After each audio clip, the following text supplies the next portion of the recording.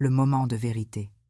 Il y a des moments dans la vie où le silence fait plus de bruit qu'un cri. Ce jour-là, j'ai compris qu'une mère peut exister sur papier, mais être effacée de la réalité. J'ai compris que le nom imprimé sur un carton d'invitation n'est pas une promesse de présence, mais parfois, juste un cruel rappel de ce qu'on a perdu. Introduction. Je m'appelle Alindra Mayfield. J'ai 54 ans. Mes mains sont rugueuses à force d'avoir frotté les parquets des autres, et mes yeux portent les cernes de 20 années de veille nocturne dans un motel bon marché. Je vis dans un petit appartement à Santa Barbara, où l'odeur du café rassis se mêle à celle de la lessive propre. Je suis une femme simple, une mère qui a tout donné. Le quotidien. Pendant des années, ma vie a eu le goût du détergent au citron et le son des coupons qu'on découpe le dimanche soir. J'ai élevé ma fille, Adrienne, seule. Après la mort de son père, quand elle avait 9 ans, j'ai appris à étirer chaque dollar jusqu'à ce qu'il devienne transparent entre mes doigts. Je pensais que nous étions une équipe. Je pensais que mes sacrifices étaient les briques de son avenir, l'élément déclencheur. Mais l'été dernier, tout s'est effondré. Ma fille se mariait à Malibu, un mariage de rêve. Et pourtant, j'ai regardé la cérémonie entière, assise sur une chaise en bois. Dans ma cuisine, les genoux repliés contre ma poitrine. La scène du destin, c'était la veille du mariage. Je venais de plier le linge. Le téléphone a sonné. C'était Adrienne. Je me souviens de cette vieille contraction dans ma poitrine. Cet espoir stupide qu'on ressent avant même de se protéger. « Salut. Maman » a-t-elle dit. Sa voix était tendue, mécanique, comme si elle avait répété sa phrase devant un miroir. « Salut. Ma chérie. Tout est prêt pour demain. » Un silence. Une petite expiration. On a oublié de te garder une place. J'ai serré le téléphone si fort que mes jointures ont blanchi. Comment ça? Oublié? Il n'y a plus de siège? A-t-elle débité rapidement. Tout est complet. L'organisateur ne peut rien ajouter. Le lieu a des règles strictes. C'est juste plus simple. Si tu restes à la maison, en arrière-plan. J'ai entendu une voix d'homme, Nolan, son fiancé riche, ou peut être l'organisateur. Un murmure agacé, dis-lui juste que c'est bon. Elle comprendra. J'ai regardé les piles de linge sur ma table. Ce linge que j'avais lavé et plié par habitude de prendre soin de quelqu'un. D'accord, ai-je dit. Si c'est ce que tu veux, ce n'est pas ce que je veux. A-t-elle chuchoté? Mais les mots sonnaient empruntés. C'est juste comme ça que les choses se sont passées. Elle a raccroché, et les murs de ma maison se sont resserrés d'un coup. Le jour du mariage, mon ordinateur portable brillait sur le comptoir, comme s'il se moquait de moi. Le live stream a commencé. La première chose que j'ai vue, c'était mon propre nom, Alindra Mayfield, écrit en lettres noires, soigné sur un carton plié, au premier rang, une place d'honneur que je n'avais pas le droit d'occuper. La caméra a dérivé. Cette chaise vide était là, droite, en attente, intouchée. Quelqu'un a frôlé la chaise et l'a redressée doucement, comme s'il préparait la place pour une femme qui était simplement partie refaire son rouge à lèvres. Il m'attendait sur le papier. Juste pas dans la vraie vie. J'ai essayé de rire, mais le son s'est étranglé dans ma gorge. Puis, Adrienne est entrée dans le cadre. Elle était éblouissante. Son sourire était assez brillant pour aveugler. Elle n'a pas regardé vers la chaise vide. Personne ne l'a fait. Les applaudissements ont déferlé sur l'écran comme des vagues. Et pendant tout ce temps, mon nom restait là, rappelant qu'une mère pouvait exister en théorie. Mais nulle part ailleurs. J'ai fermé l'ordinateur portable, comme on dit, adieu à quelque chose de fragile. Les jours suivants ont été un brouillard. Le groupe de discussion familiale a explosé de photos. Malibu était magnifique, écrivait tante Carole. Adrienne ressemblait à une star de cinéma. Personne n'a demandé où j'étais. J'ai cessé de répondre. J'ai tapé des messages à Adrienne. J'espère que ta journée était tout ce que tu voulais. Puis j'ai effacé. Mot par mot. J'ai tapé « Je suis là, si tu as besoin de moi ». Effacé. Tu me manques. Effacé si vite que l'écran a à peine suivi. Le silence est devenu un choix, pas une punition. Juste un espace pour m'entendre penser. Un après-midi, près de ma boîte aux lettres, j'ai entendu 2 voisines parler. C'est bizarre. Sa mère n'est pas venue. J'ai entendu dire qu'elle n'était pas invitée, a répondu l'autre. Ou peut être qu'elle ne voulait pas qu'on la voie. Je me suis figé, faisant semblant de vérifier mes coupons. Leur voix tissait une histoire sur moi sans jamais me demander la vérité. Je suis rentré chez moi et j'ai regardé ma vie. Une vie de sacrifice pour une fille qui avait honte de ma vieille voiture qui faisait du bruit en tournant. Une fille qui regardait les caddies pleins des autres avec envie. Je me sentais effacée, transparente, une tache sur leur image parfaite. Et vous ? Avez-vous déjà tout donné pour quelqu'un qui vous a ensuite traité comme un secret honteux, si oui? Vous savez exactement pourquoi je n'ai pas pleuré ce soir-là. Je ne pouvais plus rester enfermée. Je suis sortie marcher. Je suis entrée dans un magasin d'antiquités sur State Street parce que l'air dehors était trop lourd. C'est là que je l'ai vue. Une petite lanterne en laiton, cachée derrière une pile de cadres ébréchés. Son dôme en verre captait la lumière dans un scintillement doux et chaud. Ce n'était pas un objet de luxe. C'était vieux, solide, belle pièce, a dit le vendeur. Ça vient d'une vente de succession. Elle fonctionne toujours.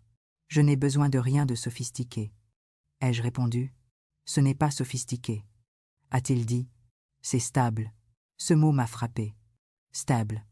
J'ai tenu la lanterne et soudain, je me suis souvenu de mon mari, le père d'Adrienne, juste avant de mourir. Il m'avait dit à l'Indra, « Tu es la lumière de cette maison. Quoi qu'il arrive, ne laisse personne souffler ta flamme, pas même notre fille. » Je l'avais oubliée. J'avais passé 20 ans à brûler pour elle. Jusqu'à devenir cendre. J'ai acheté la lanterne. Je l'ai portée chez moi à 2 mains, comme si elle pouvait glisser entre mes doigts. Cette lanterne a tout déclenché. J'ai commencé à peindre. Je me suis inscrite à un cours d'aquarelle. Mon professeur, Daniel, m'a dit « Vous peignez ce que vous voyez, essayez de peindre ce que cela vous fait. » J'ai appris que ma main savait plus de choses que mes yeux. Puis, Ruth Ann, une femme rencontrée au parc, m'a envoyé un lien un soir. Pas sûr que tu veuilles voir ça, mais je pense que tu devrais. J'ai ouvert la vidéo. C'était Adrienne à un dîner mondain. Elle tenait une coupe de champagne. Un homme a demandé « Alors, ta mère vient encore à Malibu ?» Adrienne a ri. Un rire trop fort. Ma mère, elle apporterait probablement des coupons au bar. Les invités ont ri. Elle a l'air adorable. A dit quelqu'un? Le visage d'Adrienne s'est durci. Elle n'est pas adorable. Elle est compliquée. Ce mot, compliqué, ce n'était pas de l'amour maladroit. C'était du mépris. J'ai fermé la vidéo. La douleur était tranchante. Mais en dessous, il y avait autre chose. Une libération. J'ai regardé ma lanterne en laiton sur la table. Elle brûlait. Stable. Sans s'excuser d'être là, j'ai compris. Je ne suis pas compliquée. Je suis juste trop pour quelqu'un qui veut une vie superficielle. Je ne serai plus la femme qu'on cache. J'ai changé 3 choses. J'ai pris le contrôle de mes finances. J'ai suivi un cours de gestion budgétaire avec Mara. Elle m'a dit « Vous avez assez. Apprenez à le revendiquer. » J'ai arrêté d'attendre. J'ai planifié un voyage à Monterrey. Seul, sans permission, sans explication. J'ai redéfini mon identité. Quand une ancienne collègue m'a croisée et m'a dit « Tu as disparu ?» j'ai répondu calmement « Non, je suis juste plus calme ces jours-ci. » Je faisais mes valises pour Monterrey quand j'ai vu les signes. Adrienne postait des photos étranges. Tellement de beauté, tellement de changements.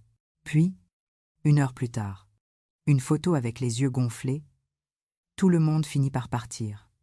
Je n'ai pas liké, je n'ai pas commenté. J'ai continué à plier mes vêtements. Mara, ma prof de budget, m'a glissé. Tu sais, la famille dans laquelle ta fille s'est mariée, les gens parlent. Des problèmes d'argent. Il paraît que les parents du mari ont coupé les vivres. Je n'ai rien fait. La vie s'est chargée de tout. L'appel est arrivé à 047. J'ai vu son nom. J'ai failli laisser sonner. J'ai décroché doucement. Maman. Le souffle tremblant. Je ne savais pas qui d'autre appeler. Qu'est-ce qui s'est passé? Tout est sorti en morceaux inégaux. Nolan est parti il y a 2 semaines. Ses parents ne nous aident plus. Je suis en retard sur le loyer. J'ai des dettes, de cartes de crédit. Tout me glisse entre les doigts. Le karma n'était pas une vengeance. C'était la gravité. Elle avait construit sa vie sur des apparences. Et sans fondation, le château s'était écroulé. Elle a chuchoté. Pourquoi tu m'as abandonné? Maman. Pourquoi tu as arrêté d'appeler? C'était le moment de vérité. J'ai pris une inspiration. Ma voix n'a pas tremblé. Je ne t'ai pas abandonné. Adrienne. Mais tu as fait des choses qui ont blessé. Le pire n'était pas d'oublier mon siège à ton mariage. C'est que tu as oublié que j'étais une personne. Elle a sangloté. Est-ce que je peux rentrer à la maison? J'ai fermé les yeux. L'ancienne moi aurait dit oui tout de suite, aurait couru la sauver. Mais j'avais ma lanterne maintenant, pas dans l'ancienne maison. Ai-je dit, cet endroit n'existe plus. Mais tu peux venir me voir quand tu seras prête. Vraiment prête. Si vous étiez à ma place, auriez-vous ouvert la porte tout de suite? Ou auriez-vous fait comme moi, en exigeant le respect avant l'amour? Dites-le-moi en commentaire. 2 jours plus tard, elle a frappé à ma porte. Elle ne ressemblait plus à une star de cinéma. Cheveux non coiffés, vêtements simples. L'éclat de Malibu avait disparu. Elle a vu la lanterne en laiton allumée sur le porche. J'ai vu la lumière. Athée. Elle dit doucement. J'ai pensé que ça voulait dire que je pouvais entrer. C'est le cas. Ai-je répondu. Mais souviens-toi. Cette lumière est pour moi. Ce soir-là, assise devant un plat de pâtes simple, j'ai réalisé tout ce que j'avais appris. La stabilité ne s'achète pas. Adrienne avait le luxe. Mais j'avais la paix. Ma petite lanterne valait plus que son mariage à 6 chiffres. Le pardon n'est pas l'oubli. J'ai dit à ma fille, je peux t'aimer, mais je ne disparaîtrai plus jamais pour toi. On ne peut pas sauver ceux qui ne veulent pas marcher. J'ai offert à Adrienne une connexion, pas un sauvetage. Elle devait réparer ses propres erreurs. Notre valeur ne dépend pas du regard des autres. Qu'il y ait une chaise pour moi ou non. Je mérite d'être assise. Être une mère ne signifie pas être un paillasson. C'est la leçon la plus dure. L'amour inconditionnel ne signifie pas l'acceptation inconditionnelle du manque de respect. Adrienne a touché la lanterne en partant. Elle te va bien. La chaleur. La stabilité. Elle commence à reconstruire sa vie. Lentement. Sans Nolan. Sans l'argent des beaux-parents. Juste elle. Et la vérité. Nous apprenons à nous connaître à nouveau. 2 femmes adultes.